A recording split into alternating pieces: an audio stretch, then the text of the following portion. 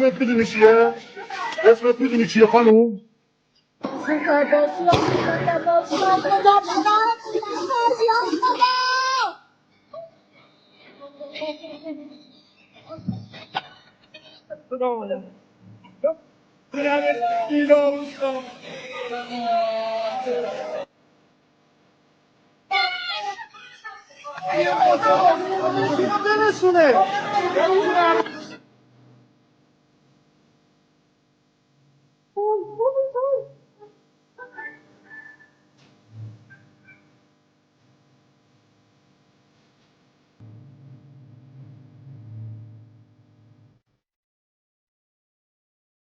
مردم تو بشن با تیر جنگی زدن با تیر جنگی زدن مردم کشتن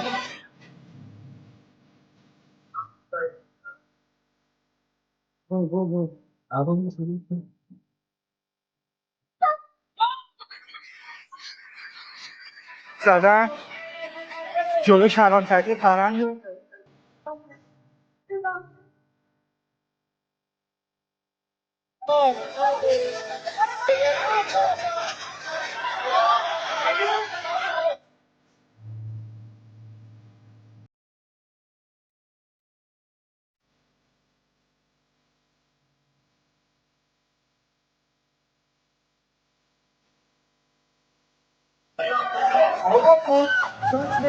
مردم جنگیه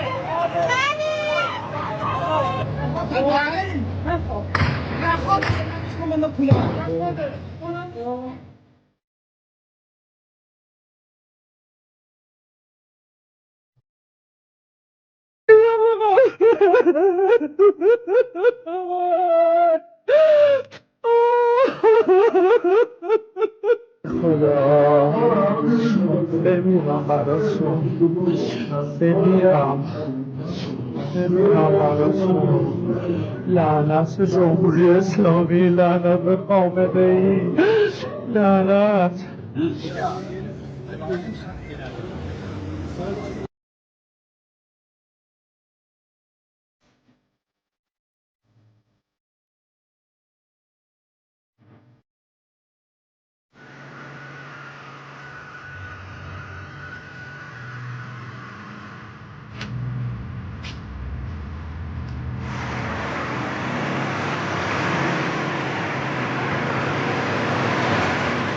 President Trump, this is your moment.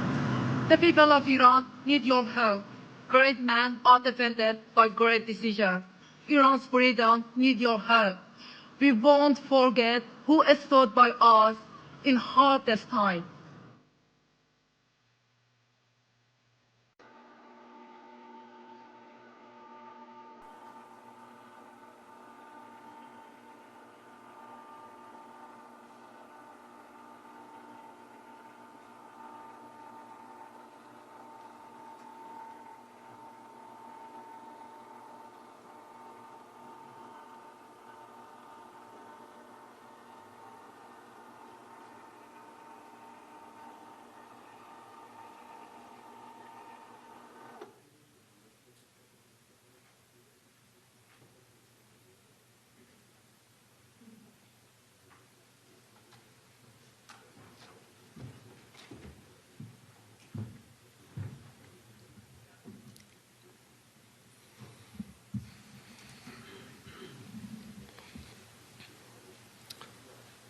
Before I begin, please join me for a moment of silence for the courageous Iranian people who paid the ultimate price for freedom over the last 2 weeks.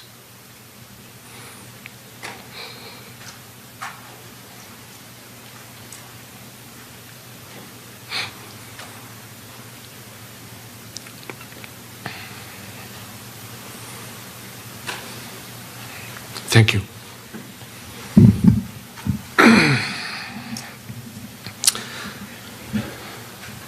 The truth is now undeniable. The so-called Islamic Republic is not the government of Iran. It is a hostile, occupying force that's hijacked our homeland. After invading 5 neighboring countries and sowing chaos across the region, this regime has invaded Iran itself, using foreign terrorists, Hezbollah fighters, Iraqi militias, and other mercenaries to slaughter the Iranian people. This is no longer mere repression. This is foreign occupation wearing clerical robes. Just as Saddam Hussein drowned the marshes in blood and Bashar al-Assad turned barrel bombs on his own children, Ali Khamenei and his thugs have committed mass crimes against the Iranian people and against all of humanity. And just like those other tyrannies, the Islamic Republic will fall, not if, but when. The world must hear this clearly. The battle in Iran today is not between reform and revolution.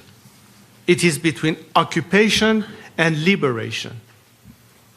And the Iranian people have already chosen their side. Their heads are bloodied, but unbowed. Yet the cost has been heartbreaking. The people of Iran are being slaughtered in the streets and in their homes by a regime that shows no mercy. More than 12,000 Iranians were massacred in 48 hours. 1 murder every 14 seconds. Khamenei's killers even hunted the wounded protesters in hospitals and executed them in cold blood. The regime collected piles of bodies with dump trucks and forced worried families to search unlabeled body bags. They refused to return bodies for burial without payment for the cost of the bullets that killed their loved ones. And where a family cannot pay up to several thousand dollars, and most of them can't, they bury the dead in unmarked mass graves. And despite the lies you're hearing from the regime, its bloodlust has not diminished. The slaughter has not stopped. My brave compatriots, still holding the line with their broken bodies but unbreakable will, need your urgent help right now. Make no mistake, however, the Islamic Republic is close to collapse. Ali Khamenei and his thugs know this. That's why they are lashing out like a wounded animal, desperate to cling to power. The people have not retreated. Their determination has made one thing clear. They are not merely rejecting this regime, they are demanding a credible new path forward. They have called for me to lead. The bond between me and the Iranian people is not new. It's been with me since birth, and it cannot be broken. Even in exile, I pledged my life to the service of the Iranian nation. When Saddam Hussein invaded Iraq, I volunteered as a fighter pilot to defend my country against his invasion. Today, as my compatriots call on me for leadership, I reaffirm my lifelong pledge by stepping in to lead the movement that will take back our country from the anti-Iranian hostile force that occupies it and kills its children. I will return to Iran. I am uniquely positioned to ensure a stable transition. That's not my opinion. That's the verdict delivered loudly and clearly by the people in the face of bullets. Large sections of the army and security forces have already refused to participate in the killing of civilians. They have whispered their loyalty to me. Tens of thousands have already signaled their readiness to defect, and this process has been underway for months. What's clear is both the public and members of the military see me as a national figure who can unite all opposition forces from every background, ethnicity, Republican and monarchist, right, left, and everything in between. I have a comprehensive plan for an orderly transition, which is ready to be implemented immediately. The Iranian people are taking decisive actions on the ground. It is now time for the international community to join them fully. Today, I ask the world to do 6 things. First, protect the Iranian people by degrading the regime's repressive capacity, including targeting the Islamic Revolutionary Guard leadership and its command and control infrastructure. Second, deliver and sustain maximum economic pressure on the regime, block their assets worldwide, target and dismantle their fleet of ghost tankers. Third, break through the regime's information blockade by enabling unrestricted internet access. Deploy Starlink and other secure communications tools widely across Iran, and conduct cyber operations to disable the regime's ability to shut down the internet. Fourth, hold the regime accountable by expelling its diplomats from your capitals and pursue legal enforcement actions against those responsible for crimes against humanity. Fifth, demand the immediate release of all political prisoners. Sixth, prepare for a democratic transition in Iran by committing to recognize a legitimate transitional government when the moment comes. Supporting the Iranian people is not an act of charity, nor is it unwarranted interference. Global stability itself depends on the removal of this regime. Its 47 years of exported terror, nuclear threats, and regional chaos must end.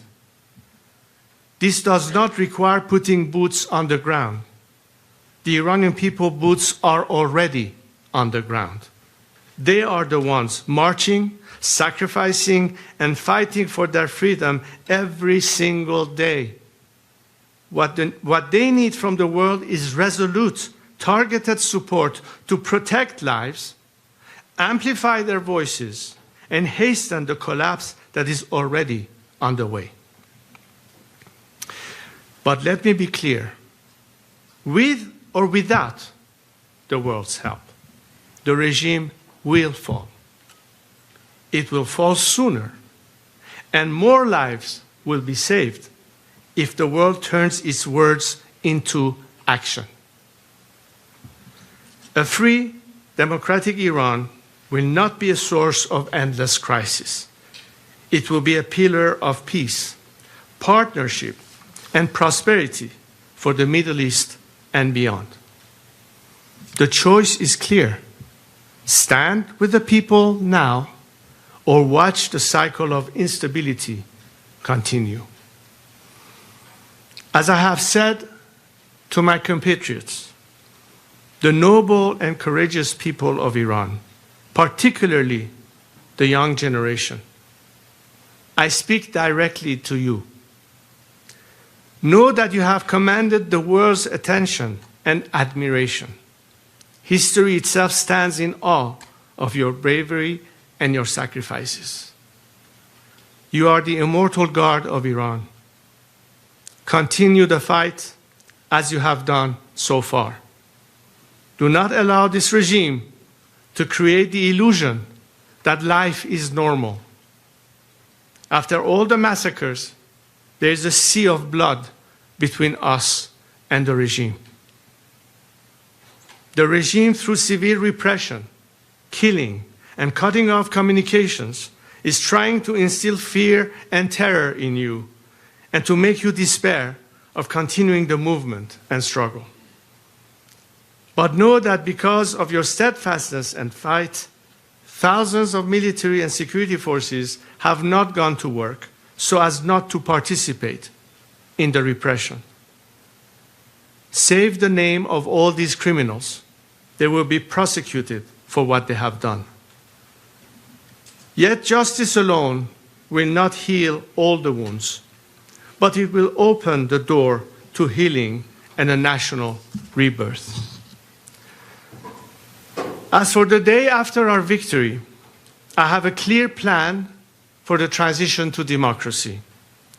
Millions of Iranians inside and outside Iran are united around these 4 core principles: Iran's territorial integrity, separation of religion and state, individual liberties and equality of all citizens, and the Iranian people's right to decide a democratic form of government.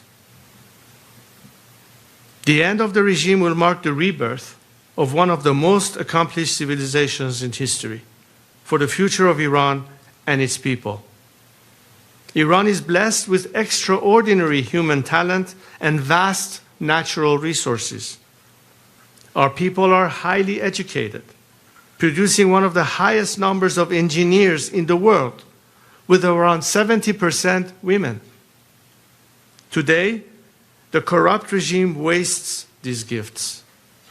In a free Iran, our resources and ingenuity will drive prosperity at home and strengthen global supply chains, including America's.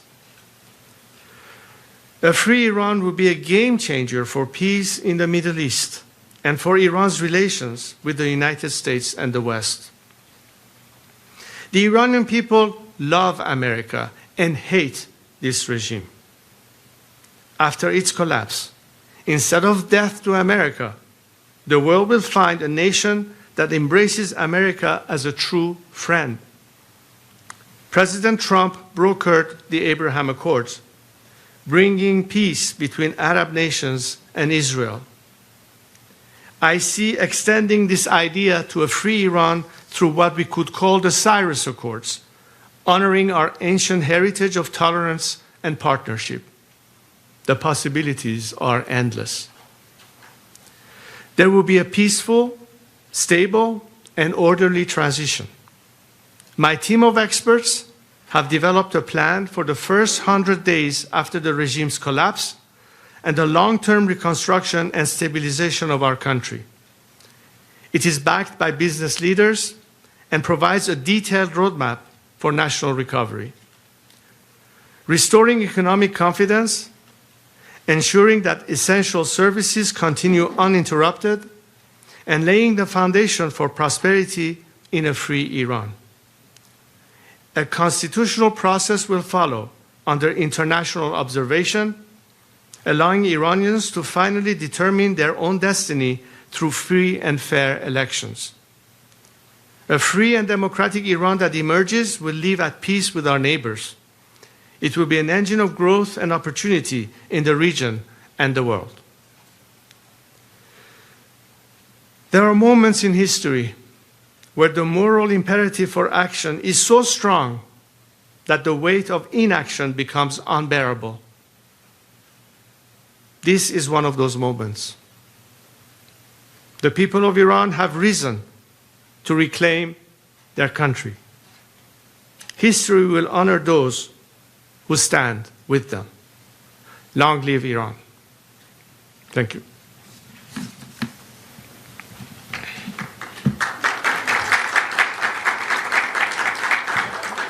We're going to take a few questions on some people have asked in advance. I'm going to call some names and also from the audience, don't worry.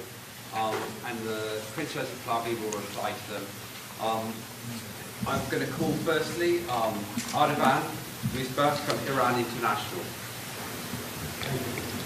My name is Ardavan. At this moment, we have millions of the Persian of these right now, I'm sure that's why I'm asking in Farsi.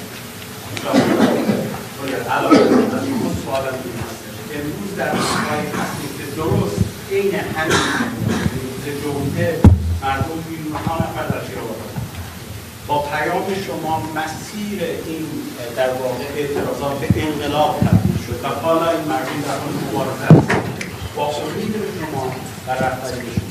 سوال من در این لحظه اینه شما چه چیزی برای گفتن در این لحظه به ایرانیانی دارید که در حال مبارزه هستند؟ دیدیم که همیهنانمون با شهامت و شجاعت و با اتحاد و جمعیت میلیونی در خیابانها باعث عقب نشینی نظام شدند، به حالی که رژیم مجبور شد دست به سرکوب وحشتناکی بزنه و اون هم با استفاده از عوامل بیشتر خارجی تا عوامل خودش که خیلی حاضر نشدن برای سرکوب سر کار بروند. این نمونه و علامتی است از قدرت مردم و ضعف نظام. البته ما اکنون مواجه با شرایطی هستیم که نیاز به کمک هم داریم و برای همین هست که من به جامعه بین‌المللی هشدار میدهم که اگه بخواین جلوی جنایت بیشتری رو بگیرید، اگه بخواین جان کمتر افراد از بین برود و این حکومت زودتر سقوط کند به نفع آزاد شدن مردم ایران، بهتر است که سکوت را جایگزین عمل بکنید و فراتر از صحبت و سخن عملاً از این مردم حمایت بکنید که یک فرصت واقعی برای پیروزی نهایی داشته باشند.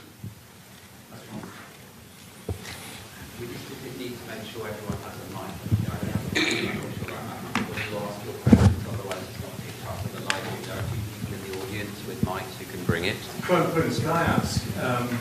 You spoke about. Can you introduce yourself? Excuse me, sir. Can you just introduce yourself? James Matthews from Sky. Thank you. You spoke about undeniable truth. It's also an undeniable truth that when your father ran the country, there were executions, there was torture, there was secret police. What would you say to Iranians today who are concerned that under your leadership they would be swapping one dictator for another? First of all, I let historians write history. I'm here to make history, not to write it. Second, you hear the Iranian people standing behind me and calling my name. This doesn't occur incidentally. They have known my track record. They know my unwavering commitment to democracy and human rights. This has been my position the day I started and remains my position to this day. They know they can trust me because they've never seen me waver from this. And ultimately, what I'm trying to make sure is the final element that will prove to the Iranians that are in full control of their own destiny, is to turn power back to them, a power that has been taken away from them by this regime, which we are fighting today. That's my commitment, and they can trust me on that. Bloomberg.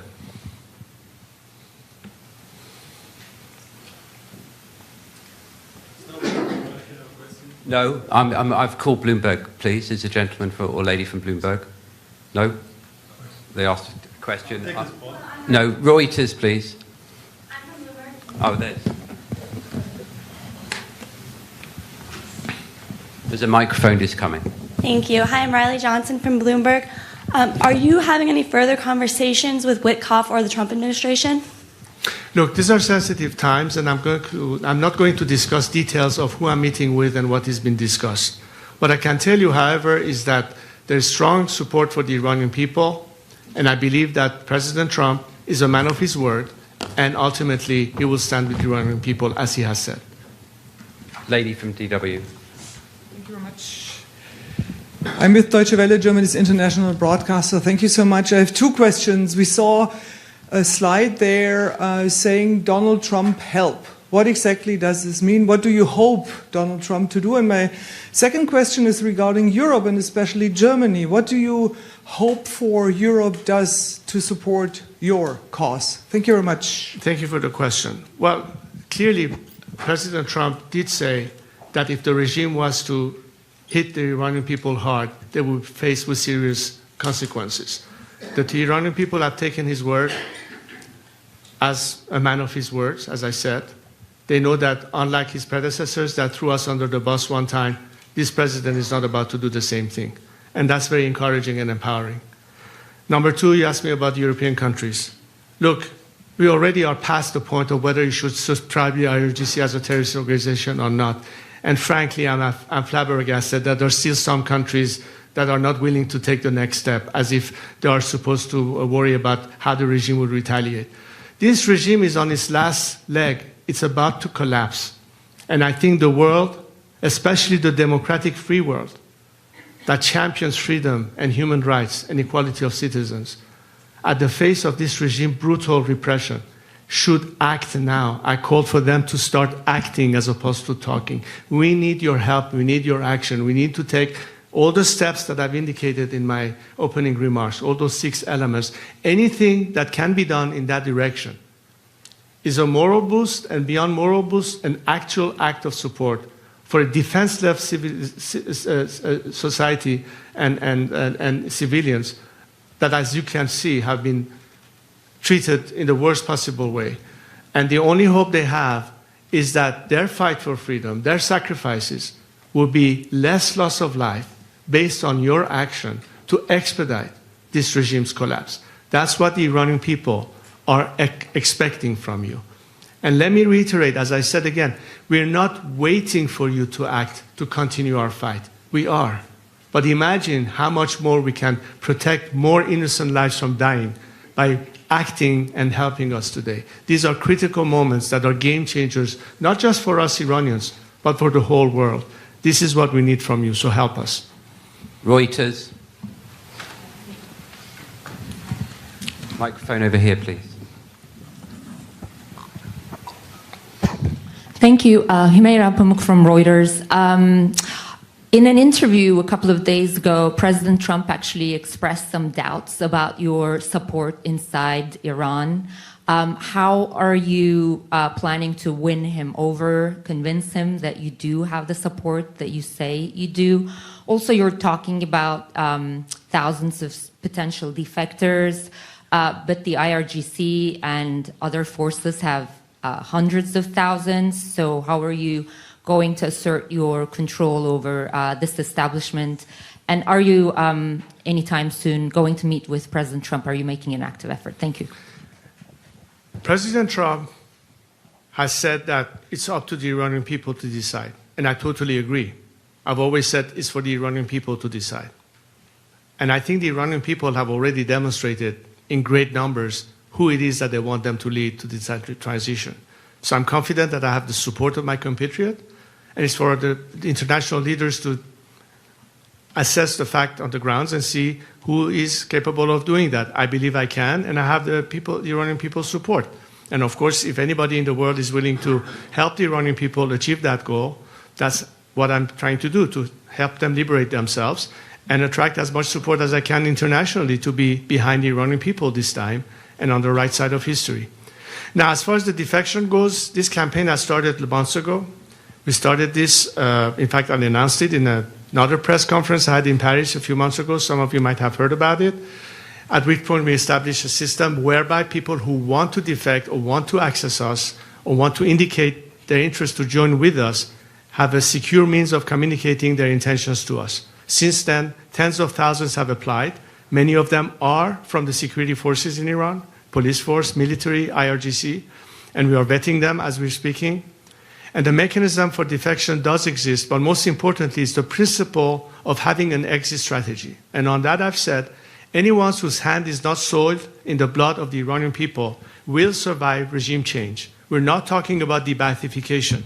We're not talking about the disaster of post-Saddam Hussein, post-Gaddafi collapse. We're not going to have a failed state.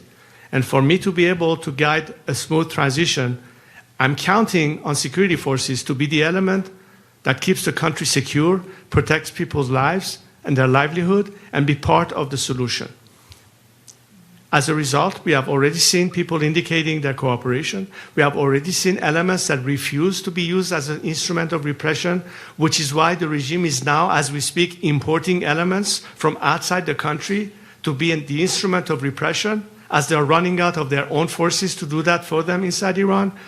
And all of this is the indication of the beginning of that collapse. Hopefully, by more support from the outside world, by a determined strike on the regime's elements that are the instrument of repression, as I stated in my opening remarks, in my opinion, that will expedite the process and will also increase the number of defections to be more rapid, so that we are not faced with remnants and pockets of resistance as much as possible. There's never going to be 100% defection, but there comes a point where the regime sees it's futile, and hopefully by then Khamenei will be joining Bashar in Moscow and will be rid of him. This gentleman here.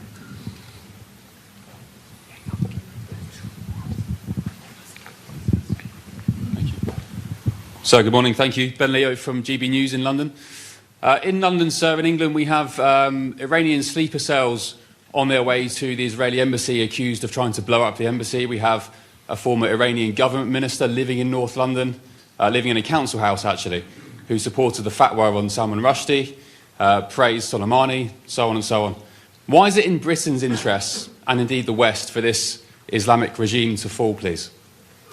Look, I'm sorry, could you repeat? I want to make sure I understood your question. Could you repeat it, please? The end point? We have lots of Iranian sleeper cells and activity in London. Right. 3 people were arrested trying to blow up the Israeli embassy. Some months ago, there's a former government minister living in North London who supported Soleimani, backs the fatwa on Rushdie. We have lots of Iranian activity in the UK connected with the regime here in Iran. Sorry. Why is it in Britain's interests and the West's for this regime to fall? Right.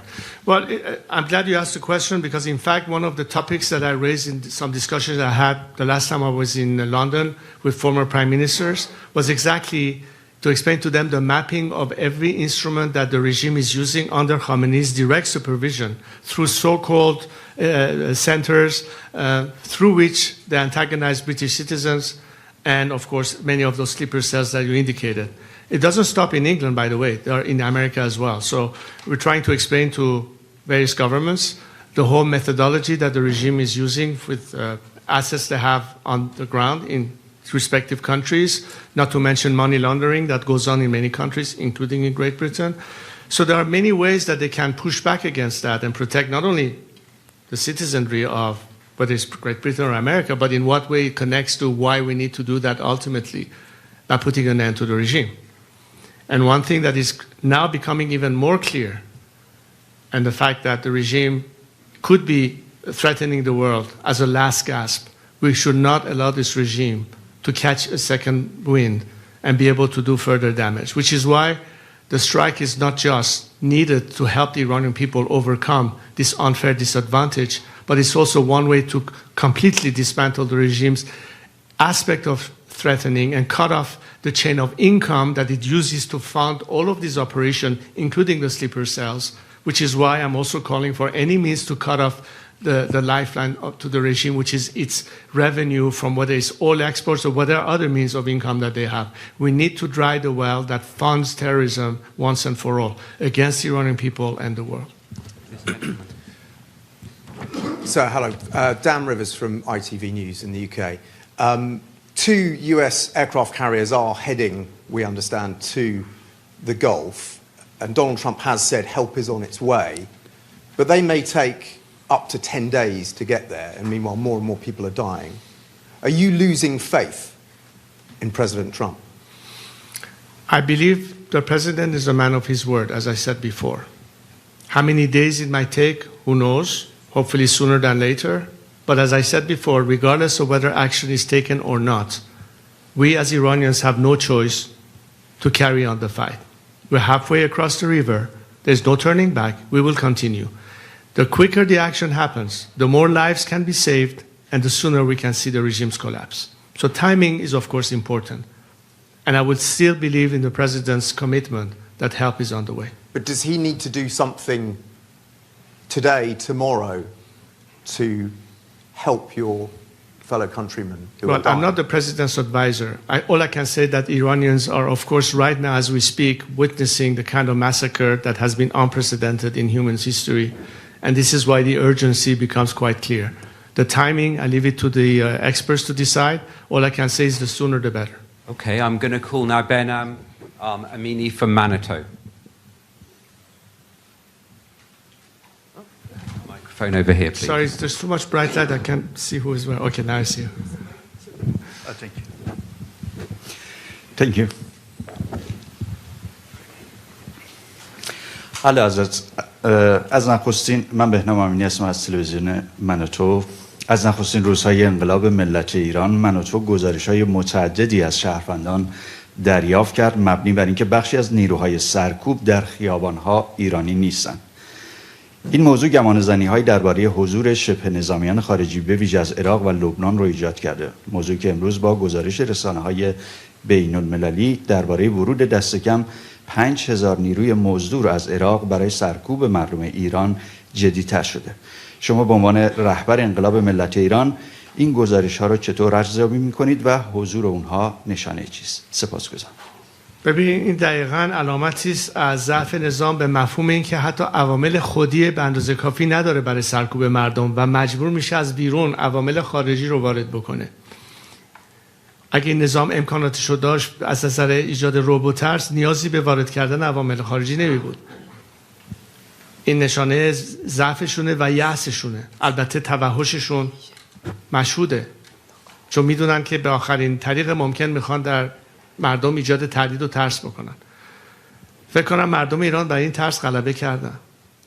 اما وقتی که میبینیم این نظام دست به این کار میشه اینجاست که جامعه بین‌المللی باید متوجه بشه که این نظام حتی حاضر عواملی از خارج بیاره بر سرکوب مردم خودش و تا این حد بقیه هست.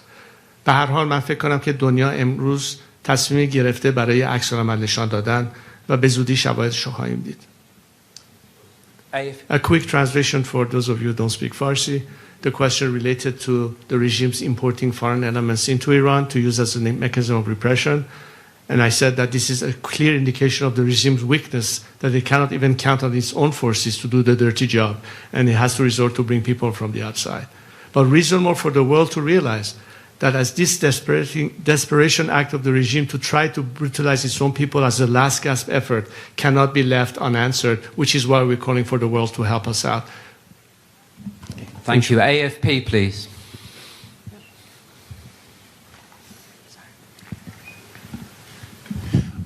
Thank you very much. Sean Tandon with AFP. Nice to see you. Could I follow up? The momentum, you mentioned that that's in the hands of Iranians, but at what point is it too late for the intervention that you're talking about from President Trump? Could there be the sense that he's talked for over 10 days about help is on the way? Is there a sense that that could actually weaken the momentum? And specifically, you said at the beginning that there should be targeting of the Revolutionary Guards. Do you mean necessarily military strikes? How should the Revolutionary Guards be targeted? Thanks. Right. It's never too late. Any fight for freedom doesn't have a deadline. Some of you reporters have deadlines to make your reports, but this fight doesn't have deadline. We will fight until we win. That is the national will of the Iranian people. We are all going to fight until we win. The only question is, what are the elements that can expedite it? And the immediate issue remains, what will hurt the regime most? By dismantling its apparatus of state terror and repression. A lot of it are the regime's military, paramilitary assets, mostly IRGC targets. So I'm calling for a surgical strike on those means. And I think it should be quite obvious to any of you. How do you weaken a regime's first and foremost means of instituting terror at home or terrorism abroad? And all ties, the targets are quite obvious. You're not going to hit a factory or a school or a hospital. Clearly, it's obvious what the targets should be. And the regime knows it. And that's exactly what those who have to decide how to decide what should be the legitimate targets will decide upon it. I think the Iranian people naturally say the people who hurt us the most should be the first one to be targeted. And I think that it should be quite obvious what should be done, in my opinion. CBS.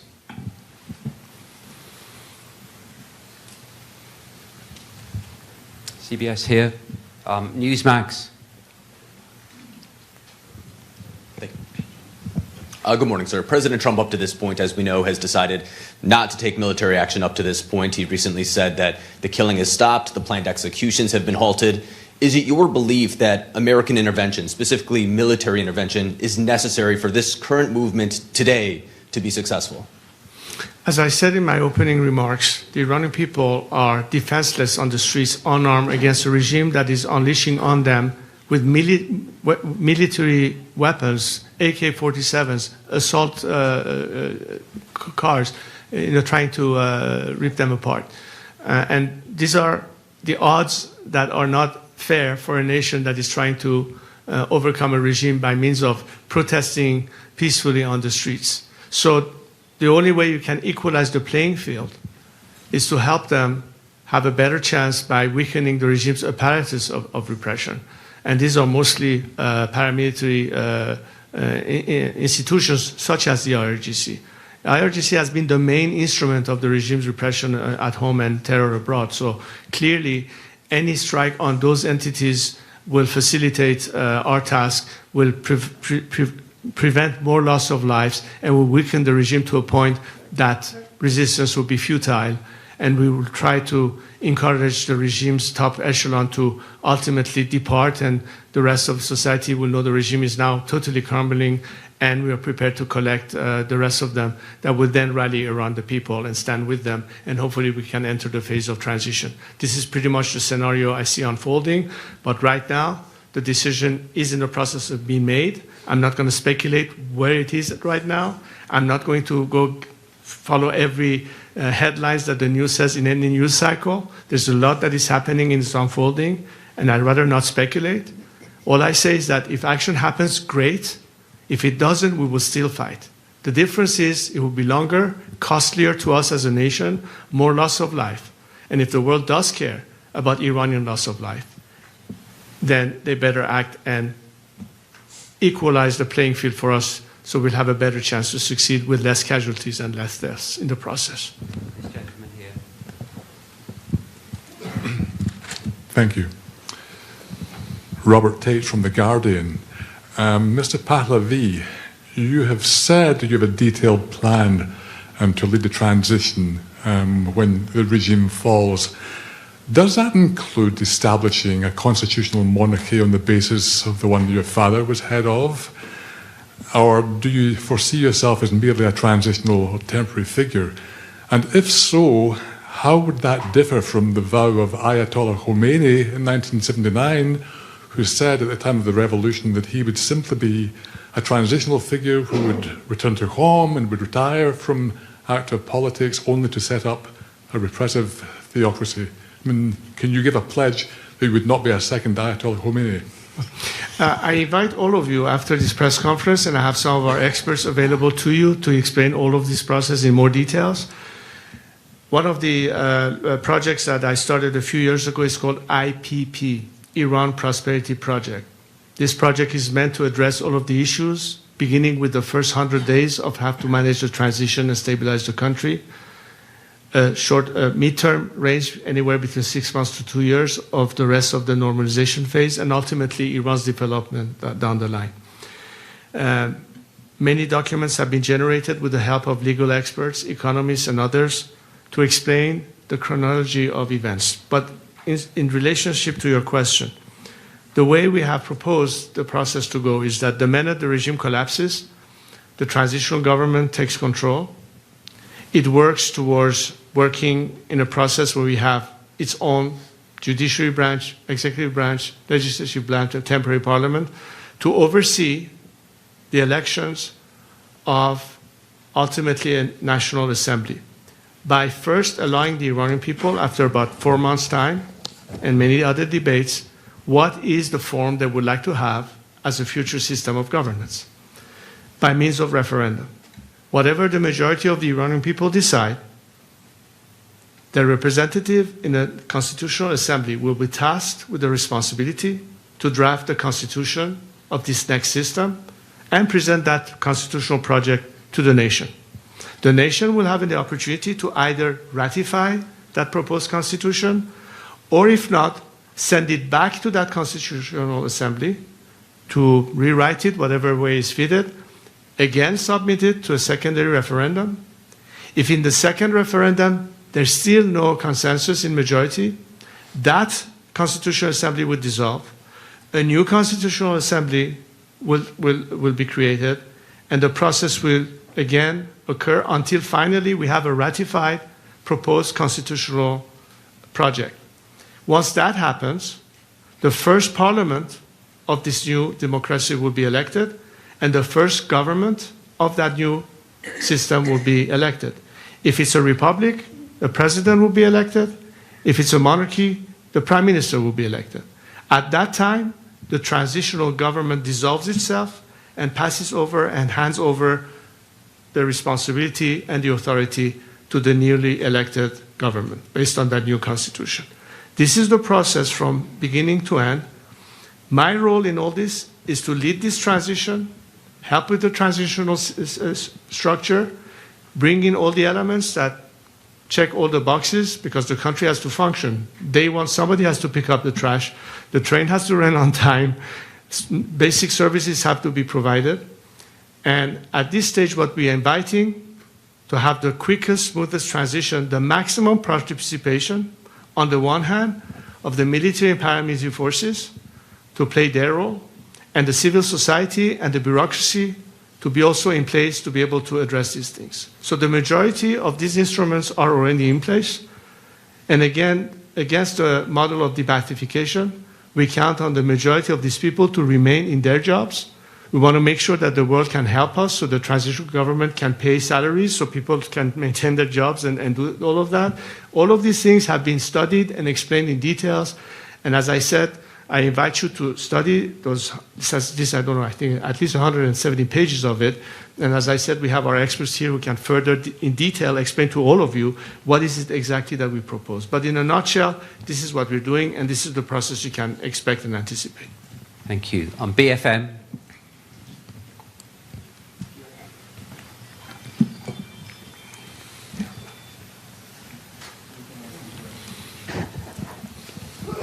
My name is Antoine Hollard with BFM TV, French television. In France, the government has been criticized for being too soft by saying that the regime is too brutal. What is your message to the President of France, and what do you expect from him to put pressure on the regime? Thank you. Again, I think the more we have solidarity from the international community, and France is a very important country. The relationship that France has had with Iran goes back centuries. I know many French people. I know their sympathy and their appreciation and love of Iranian culture and whatever it is that we stand for. And we had very good relationship in the past. The question is, what is the behavior of this regime? Does it adhere in any simple way to the very principles that France stands for: égalité, fraternité, liberté, laïcité, all those main principles that we're fighting for? So as the president of a democratic, secular, laïc nation, and as I said, one of the top principles is separation of church and state, I think the message should be clear, that the French people and its government stand on the side of people who seek the same liberties, the same human rights, the same freedom of religions, and the same protection of equality of citizens under the law that the French people enjoy in France. And we would like, as Iranians, to have it in Iran. So this is an important message. Are we continuing to go and appease a regime that is murdering its own people?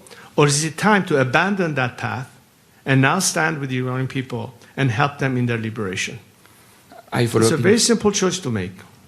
And I advise the French president, if I may, to heed the call of millions of Iranians who turn towards the free world and say, what says you? Are you with us?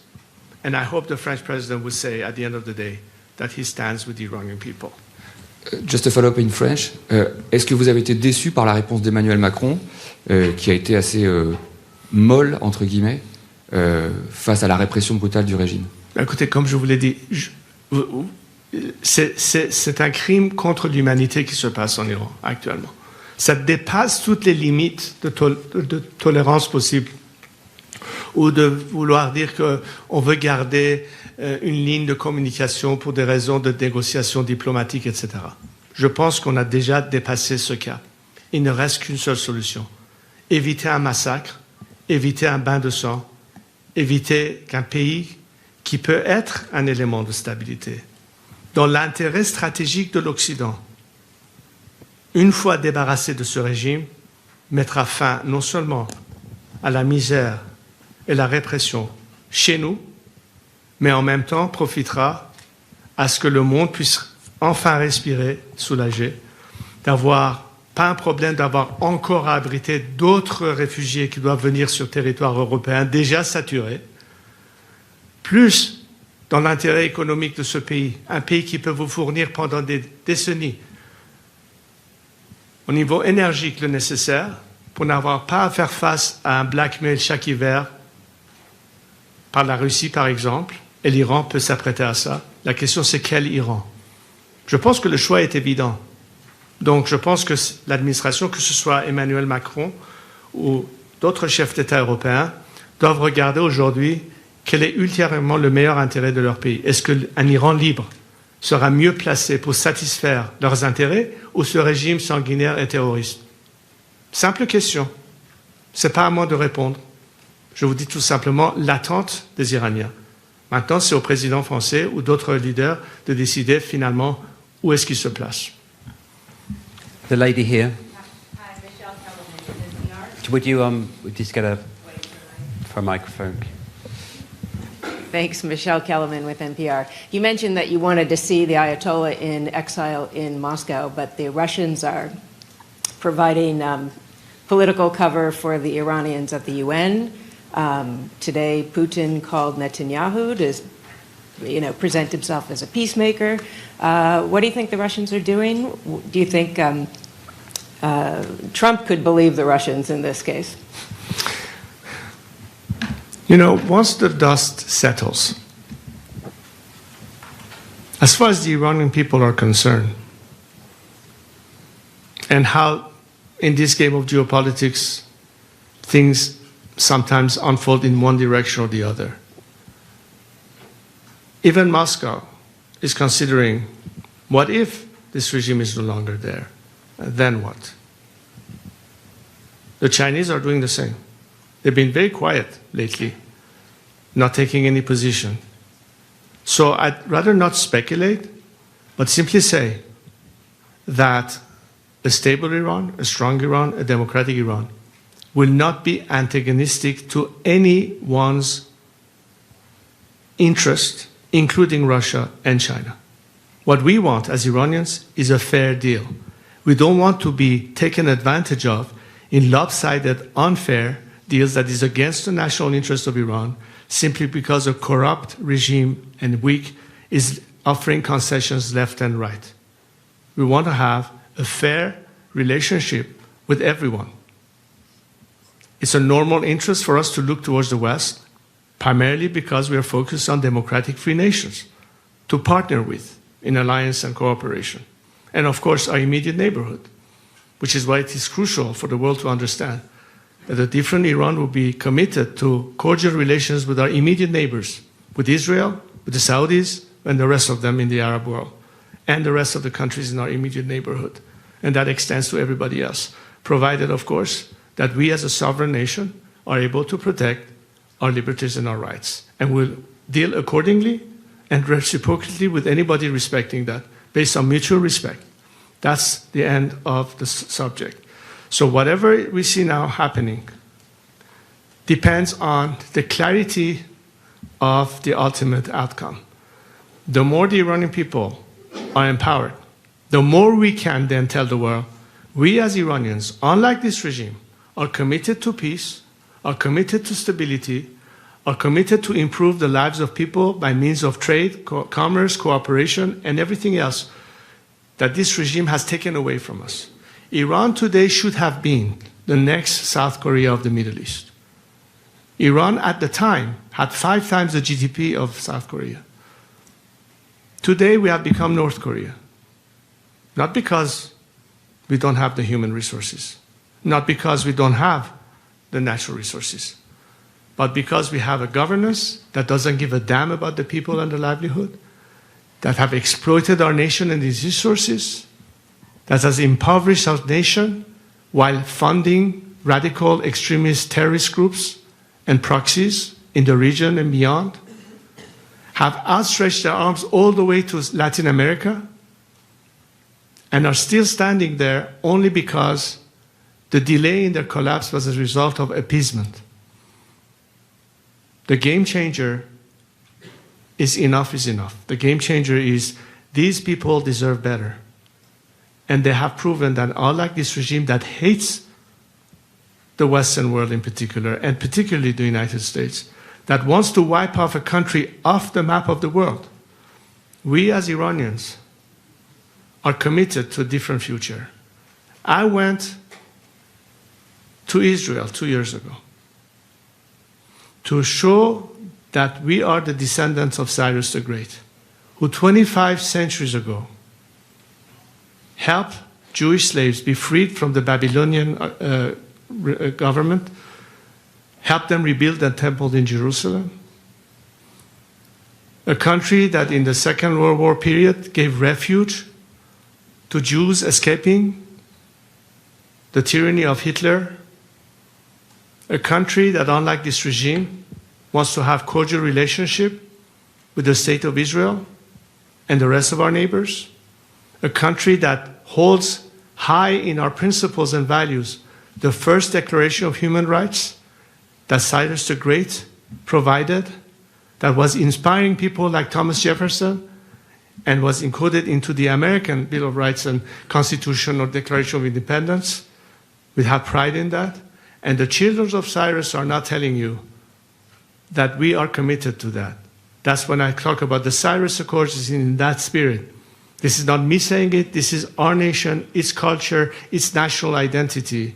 And this is your truest friend that is now being clobbered, as you saw in that video, by a regime that is un-Iranian and is a threat to all of us.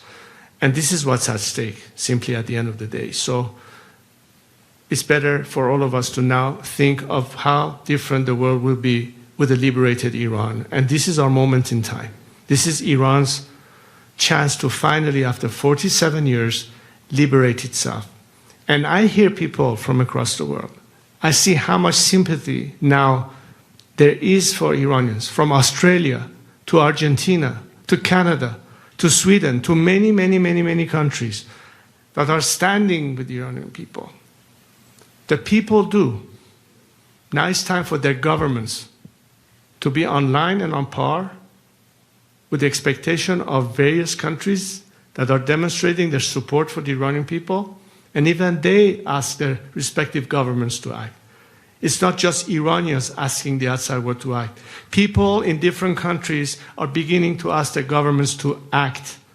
And I hope that such governments hear their people and our people and stop listening to the regime that has been lying to them deceitfully and is hanging on to power by yet trying to find another opportunity to get out of this quagmire. Let's not give them that chance yet again. I'm afraid last two questions, BBC Persia and then NDTV.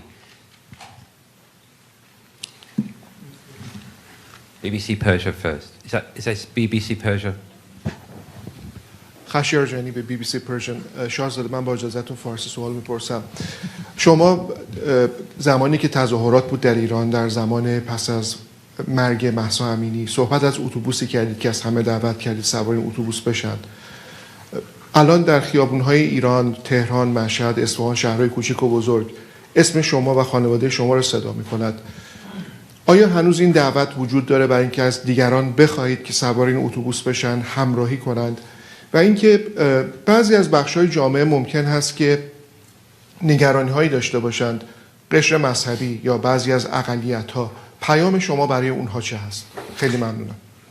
اولا بگم البته ببینید اون 4 شرایط اصلی رو که بیان کردم، یعنی هر کسی اساساً مسئله تمامیت ارضی ایران، مسئله جدای دین از حکومت، مسئله برابری شهروندان در مقابل قانون و حقوق فردی و نهایتاً حق انتخاب آزاد برای تعیین سرنوشت خودشون رو قبول و باور داشته باشن، مسافرین این به اصطلاح اتوبوس هستند و خواهند بود. برای همه افرادی که همگن و همسو با این حداقل اصول همبستگی هستند میتونن با هم کار بکنن. نمونهش این بود که چند ماه پیش در مونیخ در اون کنفرانس همبستگی داشتین، واضحاً دیدید که انواع اقسام جریانات، چپ، راست، پادشاهی خواه، جمهوری خواه، نمایندگان اقوام، نمایندگان اقشار مذهبی، ورزشکاران، هنرمندان، همه گونه طیف در اونجا بودن، چون بر اساس این اصول توافق داشتن. ما اکنون کسانی داریم، فرض بفرمایید خیلی هم مشخصاً موضع‌گیری کردن. من صحبت از مولوی عبدالحمید رو میکنم به عنوان نمونه و به عنوان مثال، به عنوان رهبر مذهبی سنی در منطقه بلوچستان که کاملا اعتقاد به این مسئله جدای از این از حکومت دارند و فکر میکنم بسیاری از روحانیون کشور ما نیز که جزوی از این نظام و حکومت نیستند این رو نیز باور دارند و دست کم نمایندگان اقواممون و مذاهب مختلفمون میدونن که از زمانی که این نظام سر کار اومد تبعیض جنسی، مذهبی و قومی رو شروع کرد.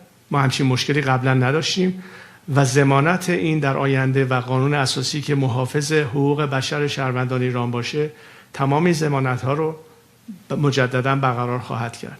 بنابراین هیچ عاملی برای نگرانی یا از غافل عقب موندن یا حقوق برابر نداشتن آنن از بین میره و بنابراین در اون آینده خواهند تونست که در آزادی کامل و در برابری کامل شهروندان متعدد اون مملکت یکپارچه باشند. این تعهدی است، نه فقط تعهد من، با تعهد تمام کسانی که معتقد به اون رسول هستند و اکنون در این جبهه واحد با هم داریم کار میکنیم تا این مسئله رو پیش ببریم. Last question, NDTV.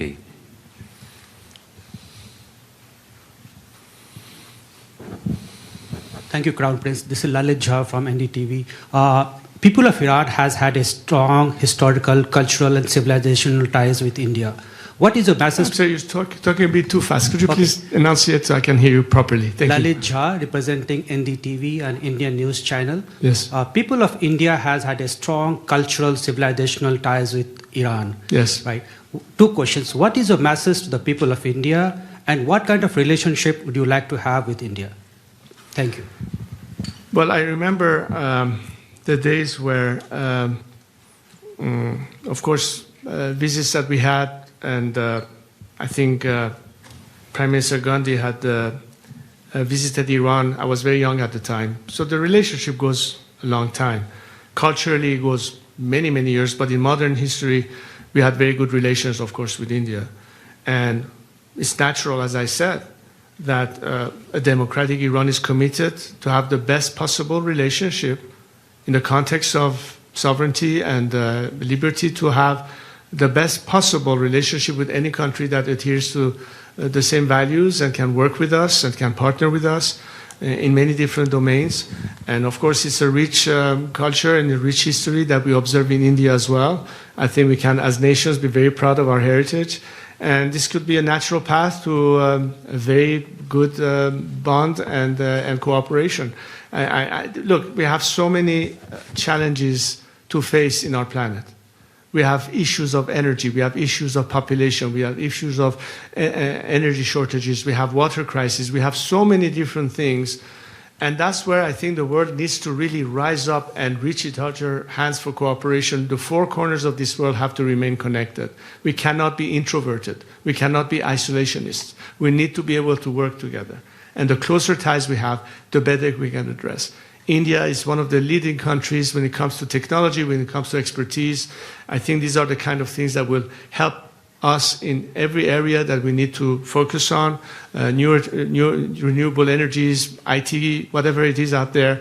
And I'm looking forward to have our experts, our entrepreneurs, our business sector, and anybody else working very closely with our Indian counterpart. Hopefully, once we are freed, we can start an entirely new chapter. No, I think that's it. I think thank you very much, though, for your question, sir. Thank you very much for coming today from the ladies and gentlemen of the press. Thank you, Prince Reza Pahlavi. We have some, as he's mentioned, we have some of his team and some experts here. Parmida, where are you? Parmida over there can field any interviews that people want to do with the experts, whether it's around the Prosperity Project or the situation in Iran, and we have human rights experts and a whole range of people that can do interviews if you would like to and just speak to Parmida. Thank you, Prince. Thank you all.